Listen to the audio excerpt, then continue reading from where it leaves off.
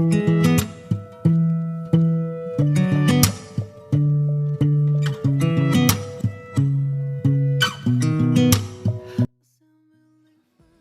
Student, last class में मैंने आपको डेरिवेशन कराई थी। आप लोगों ने उनको अच्छे से प्रैक्टिस किया होगा। आज हम पढ़ने वाले हैं आपके पास गॉस थ्योरम। ठीक है, अब देखिए गॉस थ्योरम आपके पास क्या है, एक पर्टिकुलर टॉपिक आता है जिसमें हम बेसिकली पढ़ते किसके बारे में है, इलेक्ट्रिक फील्ड के बारे में ही है। ठीक है, अब ये आपके पास गॉस थ्योरम क्यों इम्पोर्टेंट है, आपको थोड़ी देर में क्लियर हो जाएगा कि हम इसको आपके पास निकालने यूज कहाँ करते हैं, इलेक्ट्रिक फील्ड के लिए ही यूज करते हैं। लेकिन इसका इम्पोर्टेंस क्या है आपके पास, क्या क्यों ये आपके पास जो हमने अभी ट्रेडिशनल मेथड पढ़े थे उसी किस तरीके से ये आपके जो सीक्वेंस होते हैं या फिर जितने भी डेरिवेशन होते हैं उसको इजी बना देता है।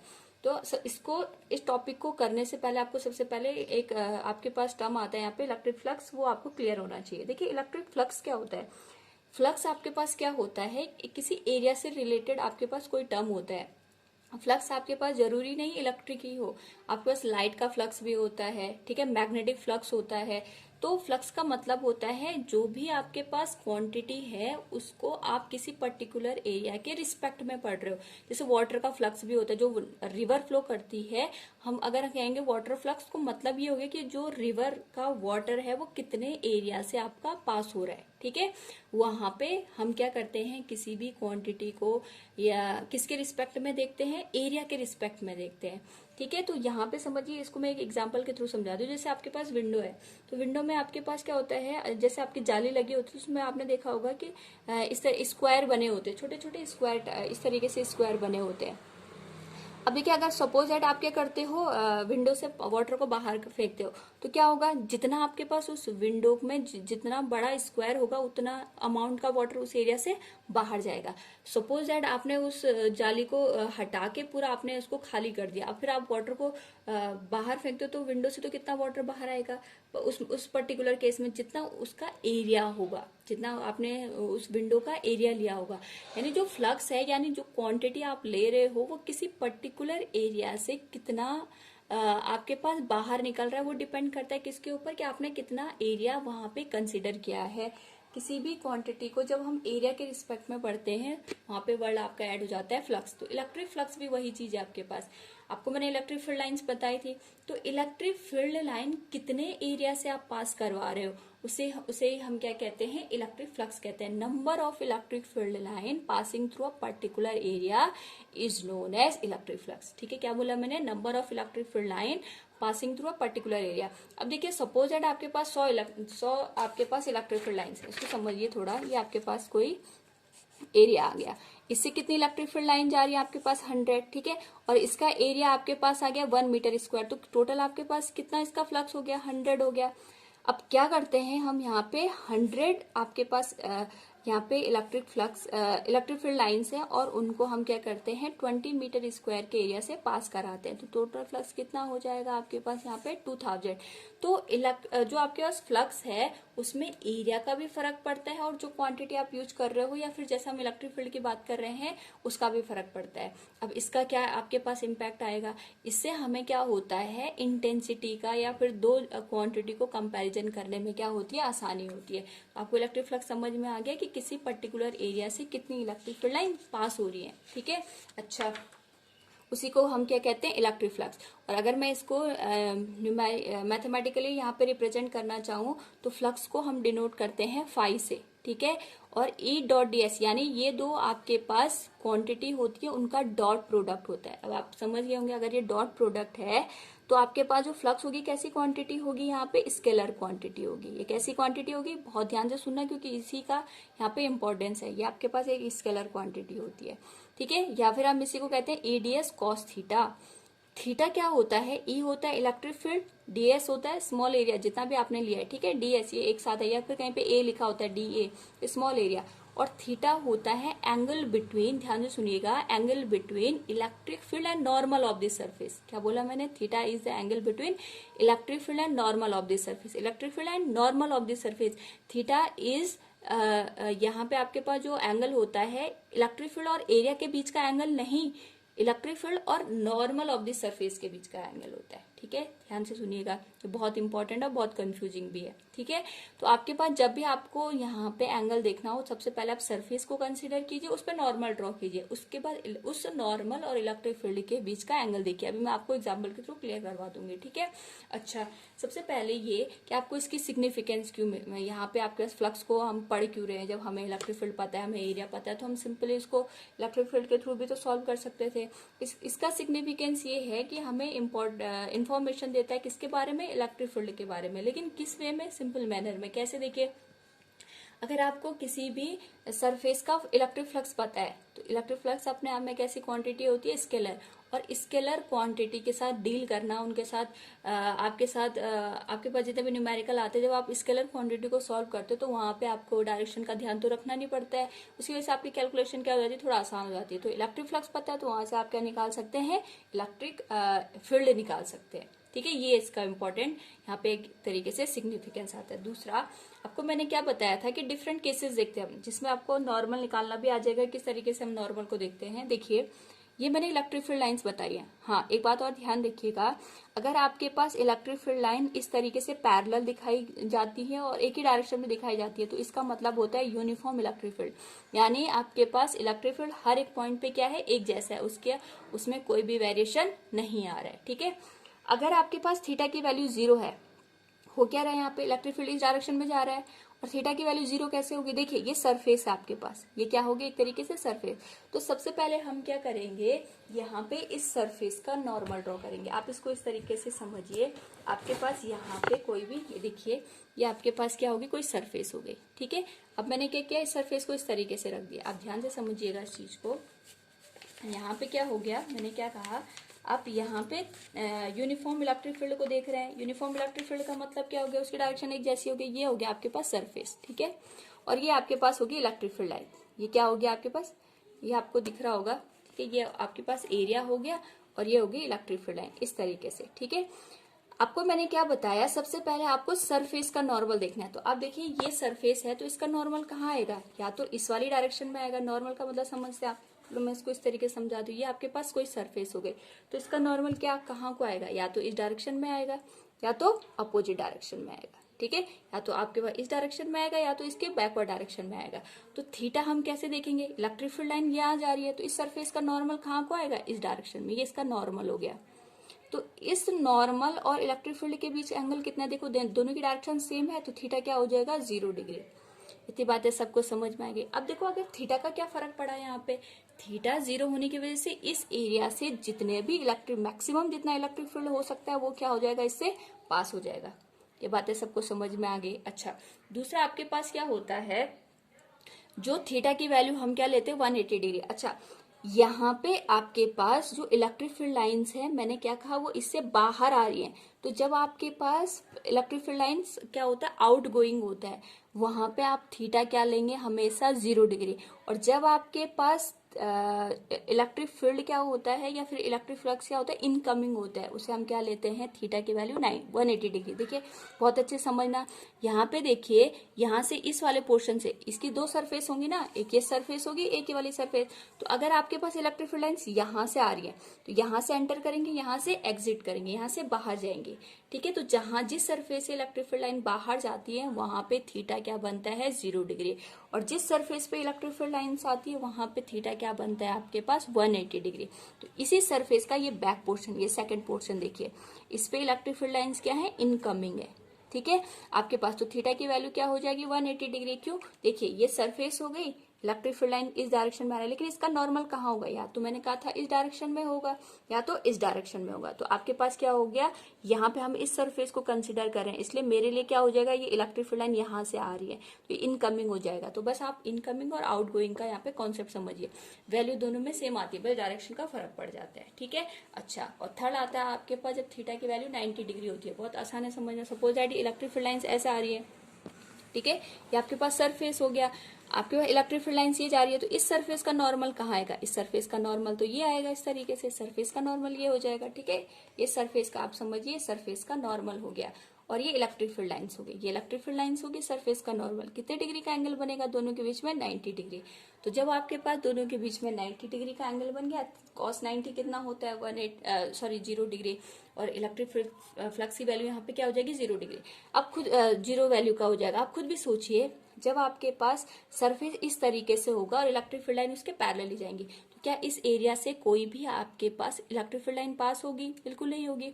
आप ऐसा सोचिए कि आप इस डायरेक्शन में जा रहे हैं, इस डायरेक्शन में आपने वाटर को फेंका, ठीक है, और आपने इस तरीके से वो सरफेस नहीं रखी, आपने क्या कर दिया? उसके पैरेलल ही आपने कोई सरफेस को अज्यूम कर दिया। तो क्या वाटर उस सरफेस से पार वहां पे हो पाएगा? बिल्कुल नहीं हो पाएगा।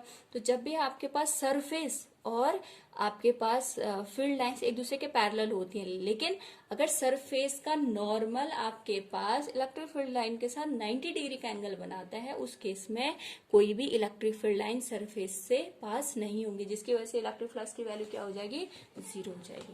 इतनी बातें आपको सबको समझ में आ गई होगी। ये बहुत इंपॉर्टेंट कॉन्सेप्ट है, क्योंकि अधिकांश क्या होता है, बच्चे इसमें क्या लेते हैं? सरफेस और इलेक्ट्रिक फील्ड के बीच का एंगल लेते हैं। हमें यहाँ पे क्या करना है? Angle between normal of the surface and electric field consider करना है। क्लियर हो गया? ठीक है, आपको इलेक्ट्रिक फ्लक्स का कॉन्सेप्ट सबको समझ में आ गया होगा। नेक्स्ट इसमें आपके पास क्या आता है? गॉस थ्योरम आती है, ठीक है। उसमें भी आपके पास क्या आएगा? क्लोज लूप आएगा। आपके पास क्या होता है? एक तरीके से क्लोज इंटीग्रेशन आता है। वो दो कॉन्सेप्ट में आपको समझाऊंगी। पहले हम क्या करते हैं? गॉस थ्योरम के स्टेटमेंट को यहाँ पे देखते हैं। तो गॉस ने क्या किया, जब उन्हें इलेक्ट्रिक फ्लक्स का कॉन्सेप्ट यहाँ पे था हमारे पास पहले से ही, तो उन्होंने क्या सोचा, क्यों ना हम इसका यूटिलाइजेशन करें। किस तरीके से? उन्होंने क्या किया, एक थ्योरम दी। उन्होंने कहा आपके पास कोई भी सरफेस है, कोई भी ओपन सरफेस, जैसे बाउल है आपके पास, ठीक है, कटोरा होता है, अब उस कटोरे को एनक्लोज कर दो। तो मैंने आपको क्या बताया कि उन्होंने कहा था आपके पास कोई भी सरफेस, आप उसको क्लोज कर दीजिए। क्लोज सरफेस होनी चाहिए। जैसे बाउल है, बाउल कटोरा आपके पास होता है तो ओपन सरफेस होती है। आप क्या कर दो, एक कटोरे के ऊपर उसको क्लोज करते हो। जैसे आपने एक बाउल लिया, उसके ऊपर आपने क्या कर दिया, एक तरीके से दूसरा बाउल रख दिया, इस तरीके से उल्टा करके, ठीक है। तो आपके पास वो सरफेस क्या हो जाएगी? क्लोज हो जाएगी। जैसे आपके पास क्या होता है, बॉल होती है, ठीक है, अंदर से वो हॉलो होती है। आप सोचो आपने बॉल को कट करके उसमें पूरा सैंड फिल करके फिर उसको क्लोज कर दिया, तो ये सारी सरफेसेज आपके पास एक तरीके से क्या क्लोज सरफेस। जैसे सिलेंडर होता है आपके पास कोई स्पेयर होता है, ये सारी की सारी आपकी क्लोज सरफेसेस कंसिडर की जाती है। उन्होंने कहा था कि आप किसी भी क्लोज सरफेस को अगर कंसिडर करते हो तो उसमें जो फ्लक्स होता है, आपको ये फॉर्मूला याद रखने की जरूरत नहीं है कि ई डी एस कॉस थीटा। आप क्या कीजिए, उस सरफेस में कितना टोटल चार्ज आपके पास आ रहा है, आप उन सबको ऐड करो विद साइन और उसको एप्सिलॉन नॉट या एप्सिलॉन से डिवाइड कर दो, आपके पास टोटल फ्लक्स की वैल्यू आ जाती है। देखिए हमने फ्लक्स तो ये भी पढ़ा है, flux is equal to E D S cos theta. तो गॉस का सिंपल मानना था, आप इस फॉर्मूले को यूज करने की जरूरत ही नहीं है। आप क्या करो, आप किसी भी सरफेस को, सपोज दैट ये सरफेस क्लोज है, मैंने क्या कहा, मैंने कहा यहाँ पे 3 माइक्रोकूलम का चार्ज है, -6 माइक्रोकूलम का चार्ज है, +9 माइक्रोकूलम का चार्ज है, यहाँ बाहर -12 माइक्रोकूलम का चार्ज रखा हुआ है, -16 माइक्रोकूलम का चार्ज रखा हुआ है। तो उन्होंने क्या कहा, आप मेरे को ये बताइए कि इस सरफेस के अंदर टोटल कितना चार्ज है। यानी मैंने लिखा है समेशन ऑफ क्यू एनक्लोज्ड, बहुत इंपॉर्टेंट है, हमेशा यहां से क्वेश्चन पूछा जाता है। तो summation of Q enclosed, enclose का मतलब है इस बाउंड्री के अंदर कितना चार्ज है, बाहर वाले से कोई मतलब नहीं है, इसका मुझे कोई लेना देना नहीं है। हमें केवल क्या है कि सरफेस के अंदर कितना चार्ज आ रहा है। तो सरफेस के अंदर कितना चार्ज आ रहा है, +9 +3 -6 अपॉन में एप्सिलॉन नॉट, कितना टोटल चार्ज हो गया, 9 + 3 6, 9 + 3 12, 12 - 6 6 इंटू 10 की पावर -6, और आपको पता है एप्सिलॉन नॉट की वैल्यू कितनी होती है, 6.023 इंटू 10 की पावर 23, ठीक है। तो इस तरीके से आप यहाँ पे वैल्यू पुट करके फ्लक्स की वैल्यू निकाल सकते हैं। कितना सिंपल है, ना आपको इलेक्ट्रिक फील्ड की जरूरत है, ना आपको एरिया की, ना आपको एंगल की। तो ये थ्योरम है आपके पास गॉस थ्योरम। तो इसमें बस आपको क्या पता होना चाहिए, गॉस थ्योरम कभी भी अगर आप अप्लाई करते हो, अब देखिए, अब आप इसका सीक्वेंस सीधे से निकाल दीजिए। अगर आपके पास यहाँ पे टोटल चार्ज आपको पता है सरफेस के अंदर का, आप क्या निकाल सकते हो, देखिए अगर आपको क्यू एनक्लोज्ड पता है, क्यू एनक्लोज पता है, उससे क्या पता चलेगा, हम पढ़ क्यों रहे, बस आप उसको लिंक कीजिए। जब तक आप लिंक करना नहीं सीखेंगे आपको समझ में नहीं आएगा पढ़ क्यों रहे, ठीक है। तो मैंने क्या कहा, आपने क्यू एनक्लोज निकाल दिया, आप उससे क्या निकाल दो, फ्लक्स। अब आपको फ्लक्स पता चल गया, आप क्या निकाल सकते हो, इलेक्ट्रिक फील्ड निकाल सकते हो, नहीं निकाल सकते हो, बताइए आप। बिल्कुल सिंपल सी बात है। तो इसी चीज का हम यूज करते हैं और इलेक्ट्रिक फील्ड की, मतलब आपके पास कैसा भी एरिया हो, कैसा भी सरफेस गिवन हो, ठीक है। अभी तक तो हमने केवल पॉइंट चार्ज के लिए पढ़ा था, डाइपोल के लिए पढ़ा था। ये हमें क्या करते हैं, एक तरीके से वाइड रेंज दे देता है कि मेरे पास सरफेस कैसी भी बनी हो, ऐसी आड़ी टेढ़ी तिरछी कुछ भी बनी हो, मैं उससे क्या निकाल सकती हूँ, सिंपल इलेक्ट्रिक फील्ड की वैल्यू निकाल सकती हूँ। इतनी बातें सबको समझ में आ गई। गॉस थ्योरम क्लियर हो गई। स्टेटमेंट आपके पास आ जाती है कभी कभी, देखिए, टोटल फ्लक्स कमिंग और entry from a closed surface is equal to 1 upon epsilon naught time the total charge enclosed to the surface। जो मैंने अभी बताया आपको, बस उसका इंग्लिश में यहाँ पे ट्रांसलेशन करा है और कुछ नहीं है। फ्लक्स क्या होता है, जितना भी चार्ज आपके पास होता है एनक्लोज्ड, उसका क्या होता है 1 अपॉन एप्सिलॉन नॉट टाइम होता है। अब देखिए एप्सिलॉन नॉट क्यों बोला मैंने, क्योंकि हो सकता है जो सरफेस आपने क्लोज करी है उसके अंदर आपके पास या तो वो एयर भरी हो या तो आपके पास क्या हो, वैक्यूम हो।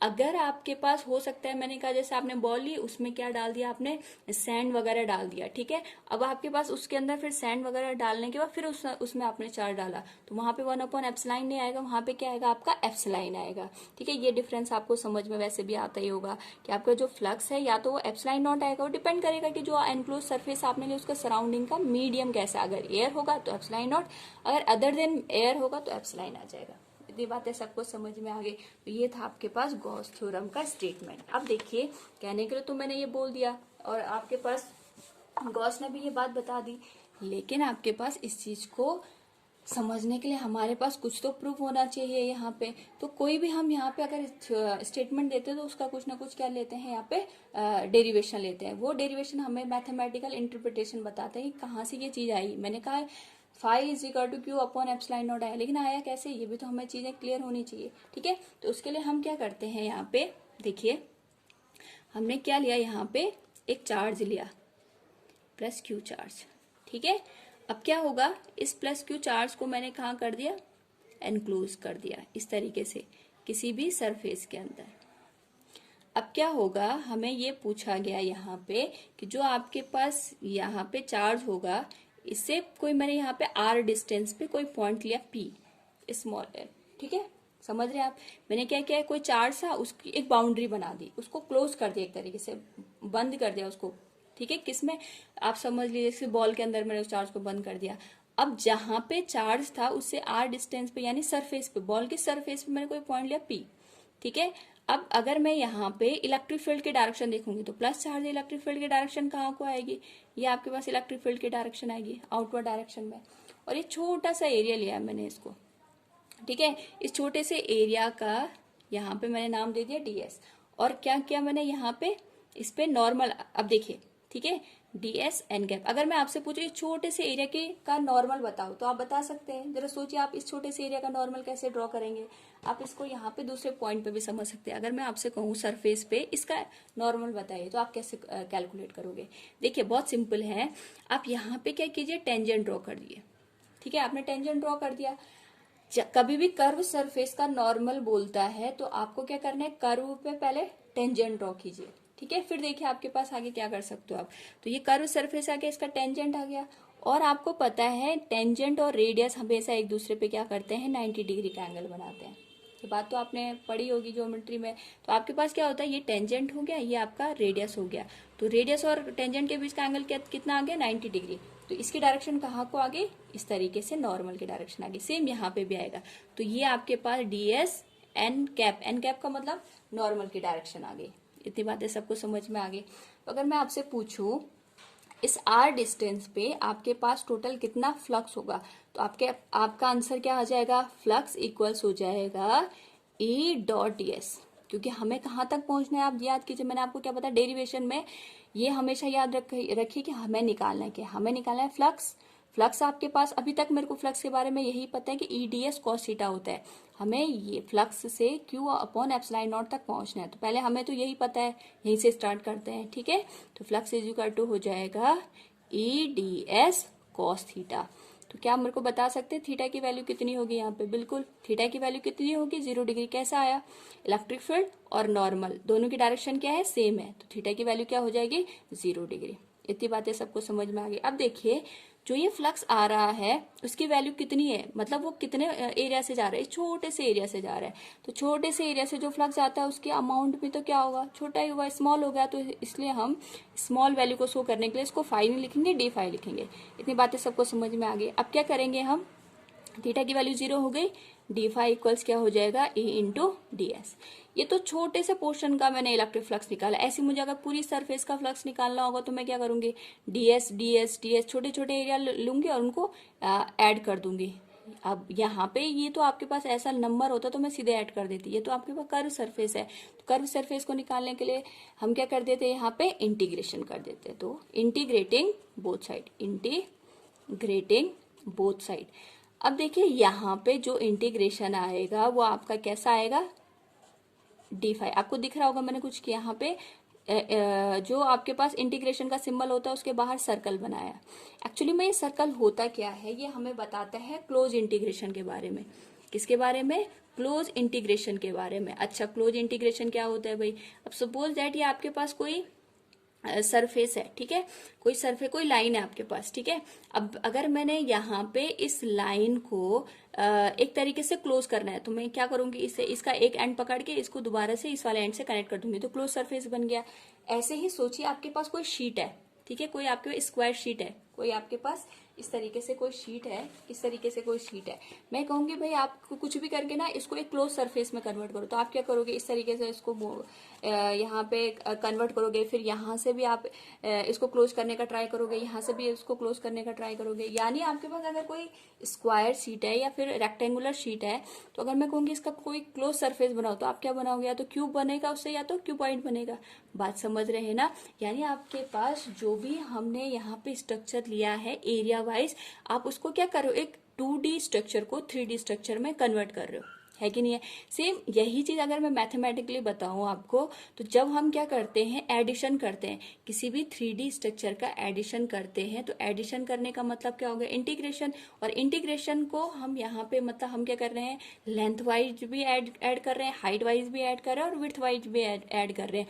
इसी चीज को दिखाने के लिए, शो करने के लिए हम क्या करते हैं, इस तरीके के इंटीग्रेशन का हम यूज करते हैं। यानी अगर हमने इंटीग्रेशन के बाहर अगर सर्कल लगा दिया तो हम एक तरीके से क्या कर रहे हैं, उसका 3 टाइम इंटीग्रेशन करते हैं, लेंथ वाइज, हाइट वाइज और विड्थ वाइज।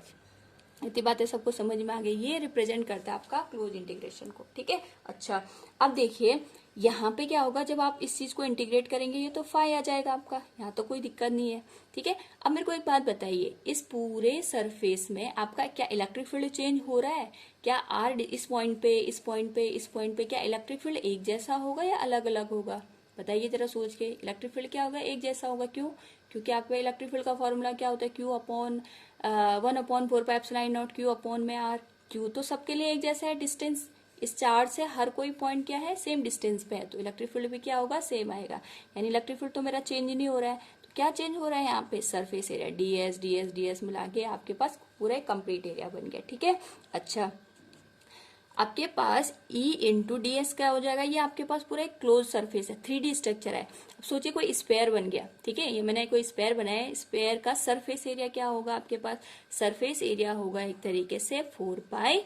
यहाँ तक किसी को कोई दिक्कत है, ठीक है। अच्छा, अब मेरे को एक बात बताइए, हमें यहाँ पे ये चीजें तो समझ में आ गई, अब हमें इलेक्ट्रिक फील्ड को रिप्लेस करना है। ये कोई पॉइंट चार्ज है, electric field due to a point charge कितना होता है, due to a point charge, इसकी वैल्यू क्या होती है आप जरा बताइए। इसकी वैल्यू होती है 1/4πε0 क्यू अपॉन में आर। ये वैल्यू जरा यहाँ पुट कीजिए, कितना हो जाएगा, 1/4πε0 क्यू अपॉन में आर 4πr²। 4π से 4π कैंसिल, ठीक है। अच्छा, ये आपके पास r² आता है, सॉरी, r² से r² कैंसिल यहाँ पे, तो क्या बन गया आपके पास, Q अपॉन में ε0। तो देखिए जो मैंने कहा था वही चीज आ गई आपके पास। जितना भी इस अब देखिए यहाँ पे तो मैंने एक सिंगल चार्ज लिया था इसलिए क्यू आया। अगर यहाँ पे 2 चार्ज आते तो कितने इलेक्ट्रिक फील्ड होते हैं, उन 2 की वजह से इलेक्ट्रिक फील्ड होता है। 3 चार्ज आते तो कितना चार्ज आता, 3 चार्जेस का हम यहाँ पे कंसिडरेशन करते। तो इस तरीके से जो भी आपके पास फ्लक्स होता है वो summation of Q enclose upon में क्या आ जाता है आपके पास, ε0। इस तरीके से हम क्या करते हैं, गॉस थ्योरम का प्रूफ करते हैं।